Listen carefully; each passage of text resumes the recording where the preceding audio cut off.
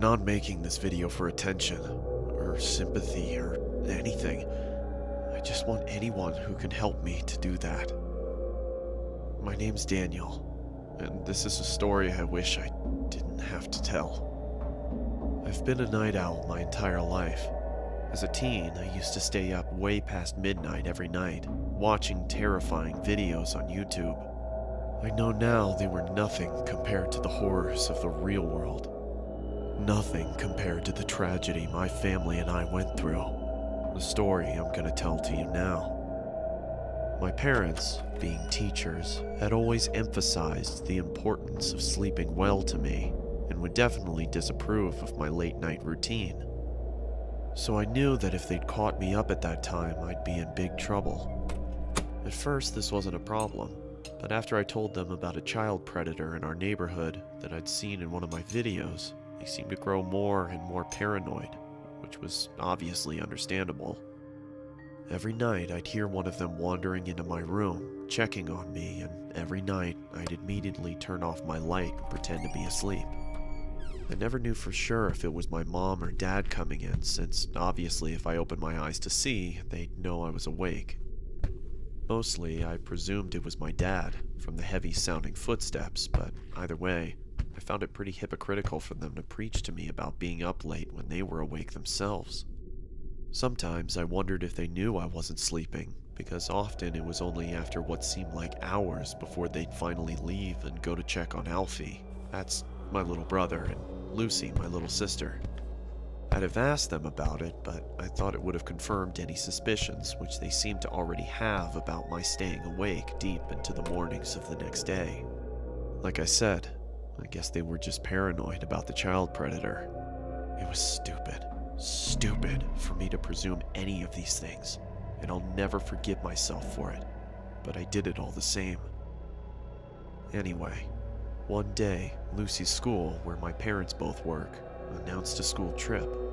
It meant they'd be gone at some point next month from Saturday morning to Sunday morning, and it meant that I'd finally get to watch the horror movie my friend had lent me, that my parents had refused to let me watch. There was one downside though. I'd be left to look after Alfie.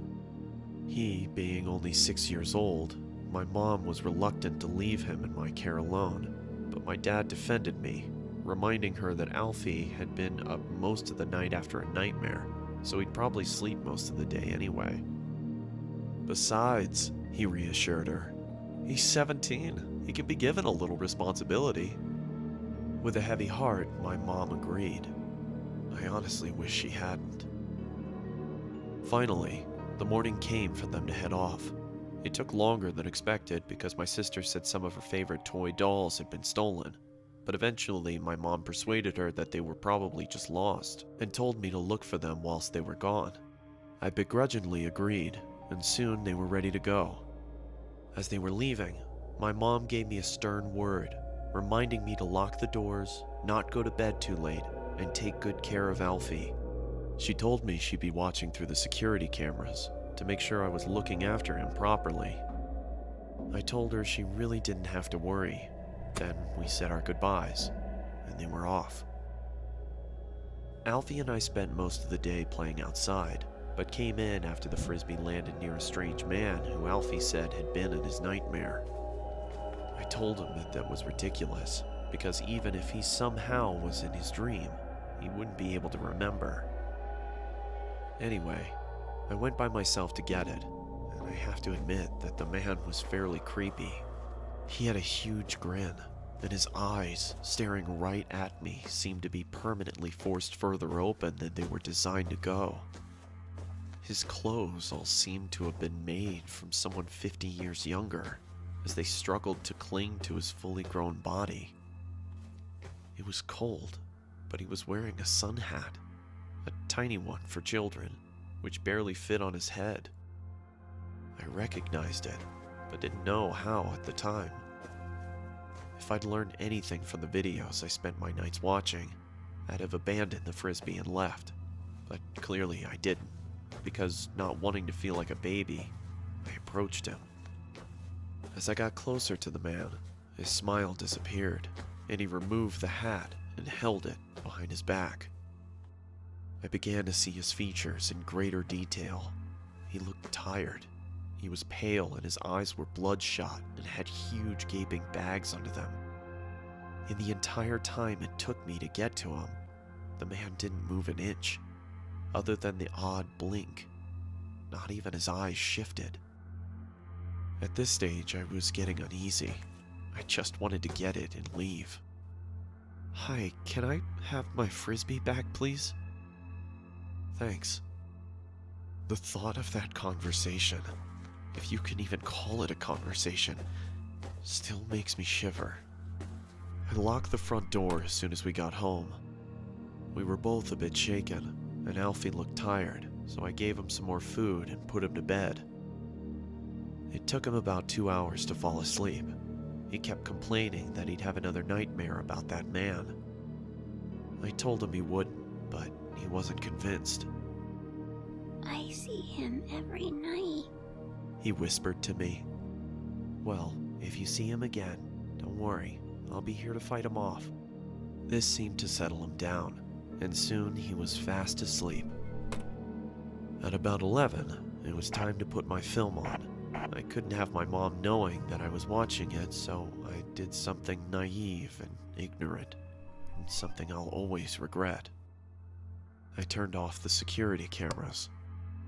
I watched it for 2 hours straight, my eyes never straying from the screen. Until I replayed the last few seconds of the film. But the sound didn't happen again. It was coming from inside my house. "Alfie?" He didn't reply, but I could see him under the covers, so I thought he was just asleep, and I didn't want to wake him up. I swear, if I thought anything worse had happened, I'd have checked. "You okay?" I thought maybe I was just worrying too much, hearing things.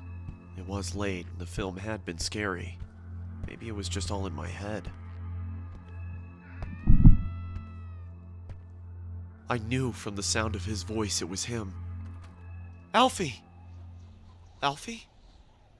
Usually this much noise would have woken him up. "Alfie, what's going on?" I knew something was wrong. It was him. The doll. I couldn't believe it. It had to be some kind of sick prank. It had to be. But it wasn't. It was the man I'd spoken to earlier. He'd taken my brother. "Alfie!" I was certain they'd be gone before I could reach them. But he didn't set off straight away. He watched as I tried helplessly to do something. I screamed and I shouted and I banged on the windows and I tried to open the doors, but nothing worked. It was all in vain. There was nothing I could do for my brother, my best friend, as he was stolen away from me.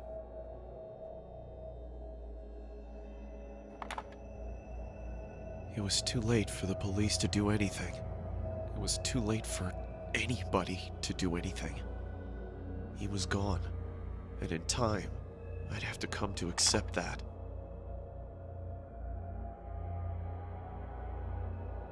You have 9 new messages. First message. Hello? If you're out with Alfie, call me back when you get back in, please. Love you guys. Bye. End of message. Second message. Daniel, we've been trying to get a hold of you for hours. Is everything alright? Did you turn the security cameras off? They'll be fine. The security system probably just glitched out. Hey, Alfie, just call us as soon as you can, okay? You know how Mom worries. End of message. Third message. Listen, Daniel, we're starting to get really worried now. If you don't pick up, one of us is gonna have to come home to check if everything's okay. Please pick up. End of message. Fourth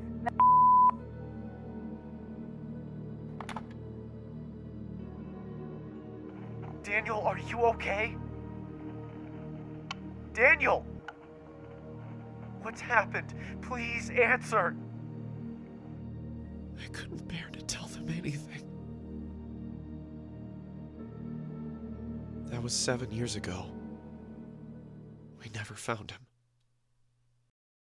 When I asked my parents if they'd seen anything at all of this man whilst they checked on us during the night, they only looked at me, concerned and confused. What do you mean? They asked. I could only stare at them in horror. Every night, around 2, you'd come and check on Alfie, Lucy, and me to see if we were sleeping. Daniel? They told me. No, we we didn't. didn't. The police wanted security camera footage of the man, but of course, there wasn't any. It automatically deletes any footage older than 24 hours, which meant I'd been mindless enough to stop it recording on the only night we could have seen him. You know, the strange thing is, I don't even know if I want Alfie to be alive. Because if he is, God knows what that monster has done to him. Sorry if I've gone on too long, but the guilt's been killing me. I had to get it out somehow. I only tell it as a story because, well, people like stories, and I want as many people to hear this as possible. Alfie, if somehow you're watching, I love you, and I'm so sorry. Please, don't lose hope. And to the man who took you, it's not too late. If you have any heart at all, and even if you don't, please let my little brother come home. To everybody else, if someone comes into your bedroom at night, open your eyes. You never know who it might be. I still stay up late at night. But it's not because I don't want to sleep. It's because I can't. In case anyone sees Alfie, this is the last good photo we took of him. That's it. Stay safe. Thank you.